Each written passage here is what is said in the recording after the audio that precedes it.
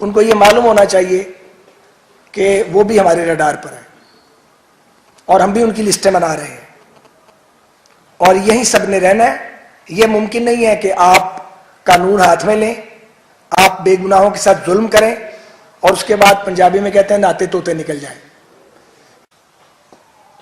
تو حکومتی بھونپو مسلسل کرپشن کی پڑیا بیچنے کی کوشش کر رہے ہیں, وہ پڑیا جس کا چورن اب کوئی نہیں خریدتا, کیونکہ یہ گورننس میں پوری طرح ناکام ہو چکے ہیں. ملک ان سے چل نہیں رہا, ادارے انہوں نے برباد کر دیے ہیں, معیشت انہوں نے تباہ کر دی ہے, گلیوں بازاروں میں دیہاتوں میں لوگ ان کو بد دعائیں دے رہے ہیں. تو یہ اب سمجھتے ہیں کہ اپنی نااہلی, نالائکی, کرپشن اور اقربا پروری اور بد انتظامی تو چھوٹا لفظ ہے, نو گورننس, اس کا بوجھ یہ چاہتے ہیں کسی طرح اپوزیشن پہ منتقل ہو, جو ہو نہیں سکتا. ایک گزارش یہ ہے کہ یہ عمران خان صاحب اور ان کے جو ساتھی ہیں وہ ہر وقت یہ کہتے نہیں تھکتے کہ پہلے کرپٹ تھے اور ہم دودھ کے دھلے ہوئے ہیں.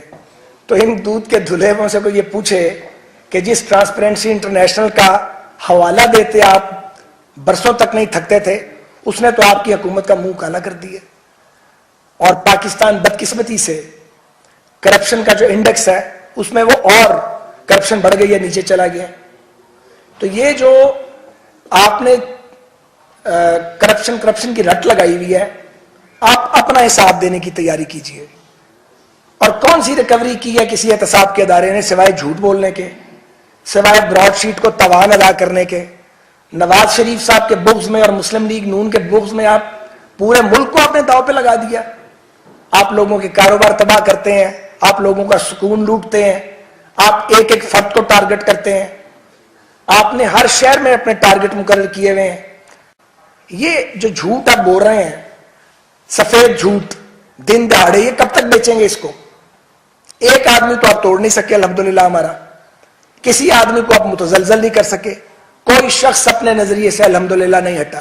اس میں آپ جو یہ آج سے 50 سال پرانے آمرانہ ہتھ کنڈے استعمال کر رہے ہیں, یہ نہیں چلیں گے. یہ کیسا نیا پاکستان ہے جس میں ان حکمرانوں کی نحوست آ گئی ہے, پوری طرح لوگوں کا جینا حرام ہو گیا ہے. بھائی لوگوں کی غربت ختم کرنے پہ توجہ دو, ملک کو مسائل سے نکالنے پر توجہ دو. آپ سے یہ اپوزیشن ختم نہیں ہوگی. اور آپ کو رات کو پی ڈی ایم اور پی ایم ایل این خواب میں آتی ہے.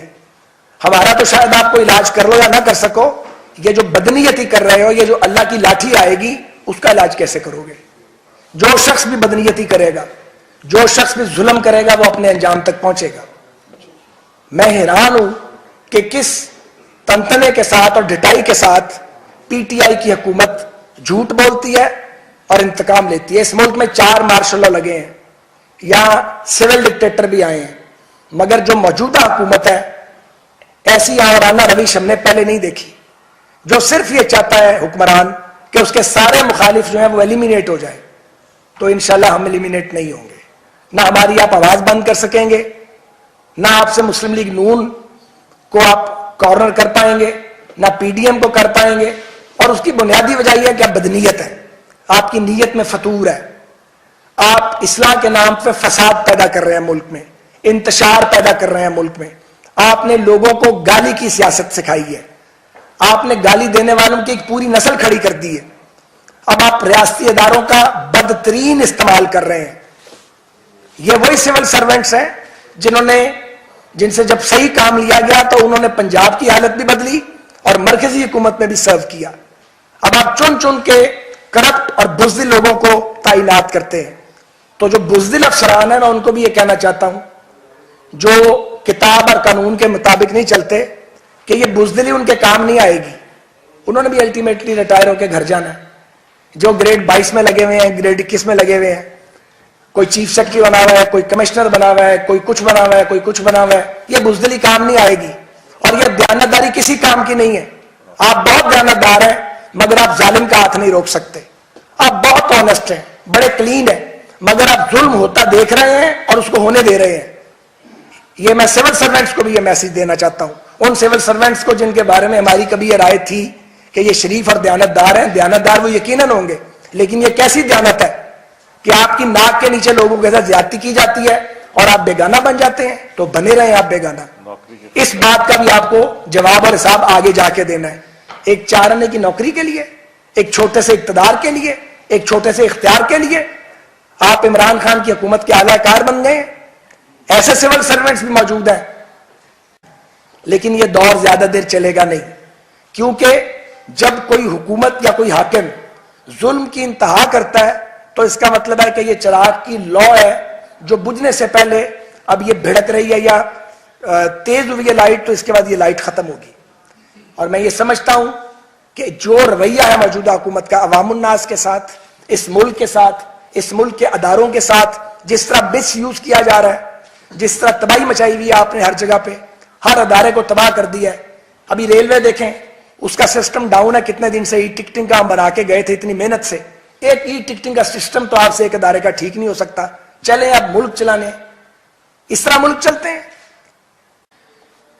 دیکھیں جی، ایک بات بڑی واضح ہے کہ موجودہ حکومت کا جو ٹاپ ایجنڈا اس کے 2 نکات ہیں.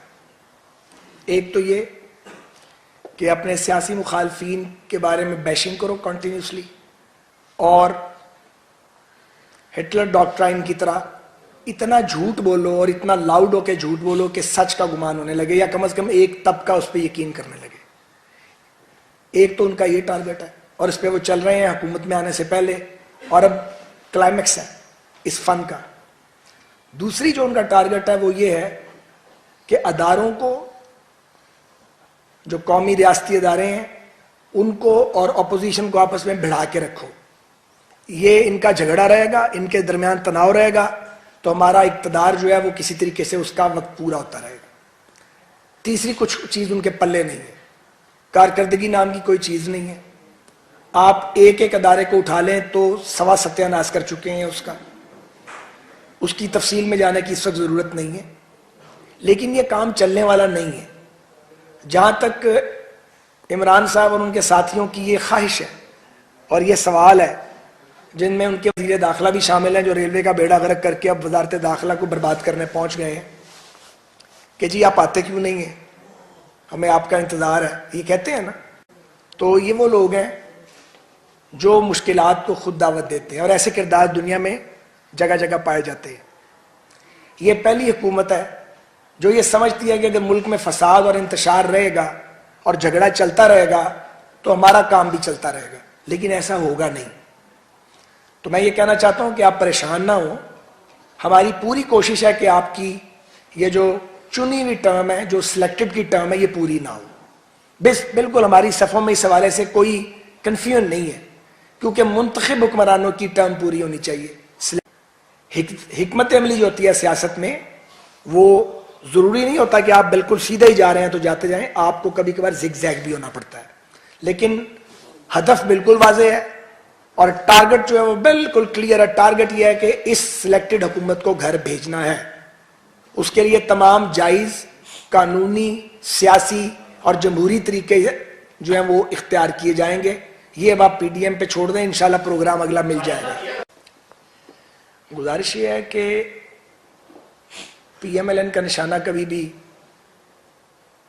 حساس ادارے نہیں رہے، لیکن بعض اوقات جب اختلاف رائے ہو جائے تو اور جھگڑے کی کیفیت بنے تو بعض ایسے واقعات رونما ہو جاتے ہیں جن پر چیزوں پہ کنٹرول نہیں رہتا. تو ایسے ایک مجھے اجازت دیجیے، تو ایسے بعض واقعات تو یقیناً ہوئے ہیں، اس کی تفصیل میں جانے کا وقت نہیں ہے. لیکن دیکھیے، بنیادی طور پہ تو ہمارا جب بھی الیکشن ہوگا تو وہ ہمارے سیاسی حریف کے ساتھ ہوگا. اور اگر ایک ایسا گروہ جسے سیاسی جماعت کا نام دے دیا جائے یا غلاف چڑھا دیا جائے اور وہ حرکتیں وہ کرے جو ملٹری ڈکٹیٹرز نے بھی نہیں کی، تو پھر اس کے بعد اس کو آپ کیسے سپیئر کر سکتے ہیں اور کیسے آپ اس کو موقع دے سکتے ہیں کہ وہ مزید وقت لے اور ریاست کو مزید برباد کرے. ہمیں ہر ان کے حکومتی جبر کے مقابلے میں ٹھوک بجا کے جواب دینا چاہیے. اگر کسی وقت نہیں دیا تو اس کے لیے معذرت خواہ ہیں. اور جہاں تک آپ نے بات کی ہے زگ زیگ کی، زگ زیگ اور یو ٹرن میں بہت فرق ہے. یو ٹرن تو یہ جو آپ نے کہا بالکل اس سے الٹ جاؤ. زگ زیگ یہ ہے کہ ٹارگٹ بالکل کلیئر ہے، جانا وہیں ہے، لیکن آپ سیدھے جا رہے ہیں، ذرا لیفٹ رائٹ ہو سکتے ہیں، جانا وہیں ہے، پیچھے نہیں مڑنا. یہ فرق ہے. آصف علی زرداری صاحب قابل احترام ہے ہمارے لیے، پاکستان کی ایک بہت بڑی سیاسی جماعت کے وہ ایک بات سنیں، ایک بہت بڑی سیاسی جماعت کے قائد ہیں، اور میرا ان سے تعلق یہ ہے کہ ہم ایک ہی وقت میں گرفتار ہوئے تھے، چنانچہ ہم قیدی بھائی بھی ہیں، تو میں تو ان کے خلاف بات بالکل نہیں کروں گا۔ لیکن میں نے پھر تیسری بار کہہ رہا ہوں، ٹارگٹ بالکل کلیئر ہے، اور ٹارگٹ کیا ہے کہ اس سلیکٹڈ گورنمنٹ کو جو لوگوں کے لیے عذاب بن گئی ہے، ملک کے لیے دھرتی کا بوجھ بن گئی ہے، جو جھوٹوں کی حکومت ہے، بہتان لگانے والوں کی حکومت ہے، ایک مافیا کی حکومت ہے، جو کچھ یہ لوگوں کے اوپر الزام لگاتے رہے ہیں دراصل یہ خود ہیں، تو وہ ایکسپوز بھی اب ہو رہے ہیں، ابھی انہیں اور ایکسپوز ہونا ہے، روز ایک نیا مسئلہ کھڑا ہوتا ہے، اس لیے کہ یہ مکافات عمل ہے۔ جب آپ جھوٹ بولیں گے، جب آپ لوگوں کی پگڑیاں اچھالیں گے، جب آپ چلتے ملک کو انٹرپٹ کریں گے، تو پھر بعض اوقات آپ کو اقتدار ملتا ہے، یہ میں بات سنیے، آپ کو اختیار ملتا ہے مگر آپ کی عزت چلی جاتی ہے۔ یہ جو ہے نا وَتُعِزُّ مَن تَشَاءُ وَتُذِلُّ مَن تَشَاءُ، مجھے میرے ایک بزرگ نے جو ایک بہت بڑے سیاستدان تھے، دنیا میں نہیں ہیں، کشمیری پولیٹیشین، ان سے میں نے یہ سمجھا اور سیکھا تھا۔ انہوں نے مجھے یہ بتایا تھا کہ بیٹا بعض اوقات اختیار اور اقتدار چلا جاتا ہے لیکن اللہ کریم عزت دے دیتا ہے، اور بعض اوقات اقتدار اور اختیار مل جاتا ہے مگر عزت نہیں رہتی۔ پی ٹی آئی اور عمران خان صاحب کے ساتھ یہی کچھ ہوا۔ دیکھیے پی ایم ایل این کیا کہتی ہے، ہم یہ کہہ رہے ہیں کہ آپ اگر الیکشن کو ریفارم کرنا چاہتے ہیں، جو کہ ہونا چاہیے اس ملک میں، اور تاکہ الیکشن کے بعد یا ڈیورنگ الیکشن یا بیفور الیکشن ریگنگ کا الزام کوئی فریق نہ لگا سکے، تو پھر آپ ایک پیکج لے کے آئیں، الیکشن ریفارمز کا پیکج لائیں، اور وہ آپ اپوزیشن سے شیئر کریں، پی ایم ایل این سے، پی ڈی ایم سے، پیپلز پارٹی سے، پارلیمنٹ کے اندر لے کے آئیں۔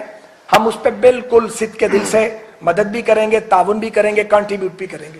لیکن اگر آپ پیس میل میں ایسی قانون سازی کریں کہ ایک آپ ایسا قانون لانا چاہتے ہیں کہ آپ کے ایک وزیر جن کی دوہری شہریت ہے اور 3 آپ کی ایم این ایز جو اس کی زد میں آئی ہوئی ہیں، ان کو بچانے کے لیے 3 خواتین ہیں اور ایک وہ واڈا صاحب ہیں، فیصل واڈا صاحب، ایک وہ، ان کو اگر آپ بچانے کے لیے قانون لانا چاہ رہے ہیں تو یہ پھر پرسن اسپیسیفک لیجسلیشن ہے جس کی آپ ساری زندگی مخالفت کرتے رہے ہیں، اس کو ہم سپورٹ نہیں کریں گے۔